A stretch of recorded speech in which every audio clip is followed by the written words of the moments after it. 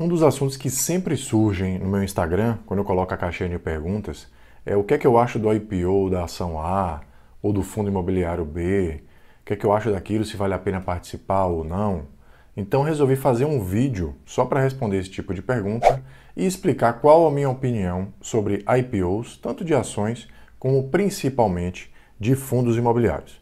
Então, se você se interessa pelo assunto, assiste o vídeo até o fim para ficar por dentro desse conteúdo que com certeza vai te ajudar muito a tomar esse tipo de decisão. Mas antes, senta o dedo no like, se inscreve no canal para ficar por dentro dos próximos vídeos e vejo você no conteúdo.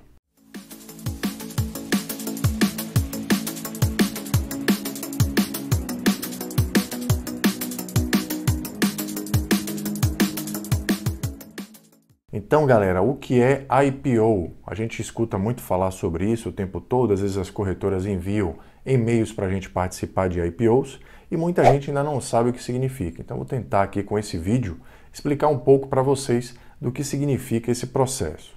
O IPO, ou Initial Public Offer, é quando um fundo imobiliário ou uma empresa decide ir a mercado para buscar investidores para fazer o funding, né, para fazer o financiamento daquele investimento.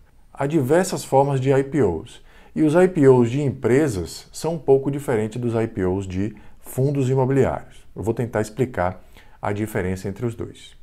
No caso das empresas, nós temos as ofertas primárias e as ofertas secundárias. No caso das ofertas primárias, há um aumento de capital da empresa, ou seja, são emitidas novas ações e esse capital vai para a empresa, esse novo capital das novas ações entra no capital social da empresa. Os acionistas anteriores são parcialmente diluídos em função desse aumento, né? A depender da proporção desse aumento. Entretanto, a empresa ganha um novo recurso, né? Uma nova cesta de dinheiro que entra para o caixa dessa empresa para que ela possa realizar investimentos, né? Saldar dívidas, entre outras utilizações para esse capital. Esse tipo de emissão está mais alinhado ao interesse dos investidores, pois esse capital que é arrecadado no mercado, ele entra dentro do patrimônio, do balanço da empresa. E a gente vai ver que há uma pequena diferença em relação ao IPO secundário. No IPO secundário, os acionistas da empresa acabam vendendo participação no capital dessa empresa. Ou seja, é como se o dono da empresa vendesse uma parte da sua participação e colocasse esse dinheiro no bolso, o chamado cash out. A oferta primária seria o cash in, que a empresa coloca o capital dentro do patrimônio, do balanço dessa empresa, que fez o IPO, enquanto que a oferta secundária é o cash out. O acionista controlador, provavelmente, ou os acionistas, acabam vendendo uma participação e colocando dinheiro no próprio bolso. Então aí a gente vê que há um pouco de desalinhamento com os interesses dos acionistas. Não necessariamente o fato do acionista controlador ou dos acionistas controladores venderem participação é um sinal negativo. Muitas vezes o acionista está buscando diversificar o seu patrimônio, realizar outros investimentos, criar novas empresas, uma série de motivos pessoais que podem motivar esse tipo de decisão. No caso dos fundos imobiliários, aí já há uma diferença substancial, pois a oferta inicial ela coloca dinheiro totalmente dentro do patrimônio do fundo. Esse dinheiro entra no patrimônio do fundo para a compra de novos imóveis. E temos também as emissões seguintes, que seriam aumentos de capital com a consequente emissão de novas cotas para novos investidores. Então, entra dinheiro, criam-se novas cotas para representar esse dinheiro e esse recurso é investido em novos imóveis. Então, agora que você já sabe o que é um IPO, resta saber se é interessante ou não participar desse tipo de evento. Bom, essa é uma questão pessoal. Muitos investidores têm como regra, como princípio, não participar de IPOs. Alguns investidores acabam eventualmente participando de IPOs, seja para manter aquela posição, seja para flipá-la, vendê-la logo adiante, com potencial ganho, caso essas ações saiam com um determinado ganho no início da oferta. No primeiro dia, se a demanda for muito alta, muita gente acaba já vendendo no primeiro dia essa oferta inicial. Eu, pessoalmente, tenho como princípio não participar de IPOs, e por algumas razões.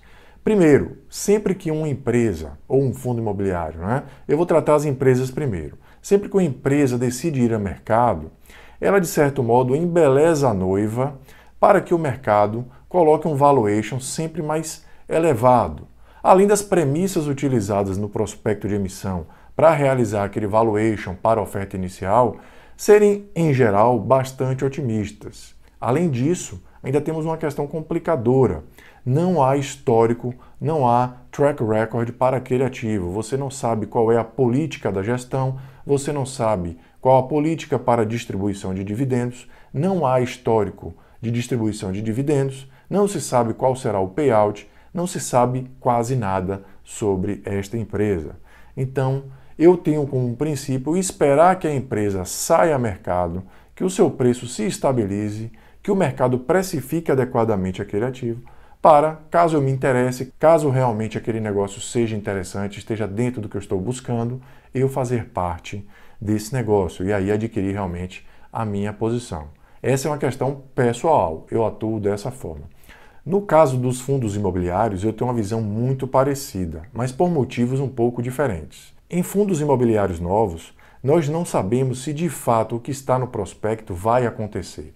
Recentemente tivemos um IPO que prometeu mundos e fundos e não conseguiu praticamente 10% da alocação que havia prometido nesse prospecto. Não há nenhuma garantia de que o que está no prospecto vai de fato acontecer.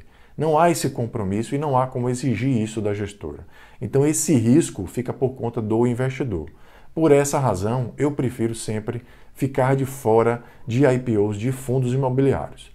Além disso, a gente não tem histórico de dividendos, não sabemos se esses dividendos vão ser crescentes, não sabemos se as novas emissões daquele fundo realmente vai haver o compromisso da gestora em manter um cap rate equivalente e, de fato, aí acabar repassando os ganhos inflacionários, né? As correções inflacionárias e os ganhos eventualmente reais nas locações para os cotistas e se aquela gestora de fato respeita os cotistas e não irá ficar fazendo emissões ditas tóxicas ou negativas, como o mercado se refere, tá? As emissões que são feitas com cap rate abaixo do cap rate médio do portfólio anterior acabam prejudicando o desempenho do fundo em geral e prejudicando principalmente os cotistas que já faziam parte do fundo. Então, por todas essas razões, eu prefiro selecionar os meus fundos com base no passado, pois aí a gente tem realmente uma referência mais sólida para tomar decisões que realmente possam fazer diferença, tá bom? Espero que vocês tenham gostado do vídeo. Deixa aí sua opinião sobre a IPO, se você gosta de participar, se você acha que vale a pena e principalmente os motivos pelos quais você participa desse tipo de oferta. Então vejo vocês no próximo vídeo, um abraço e até mais.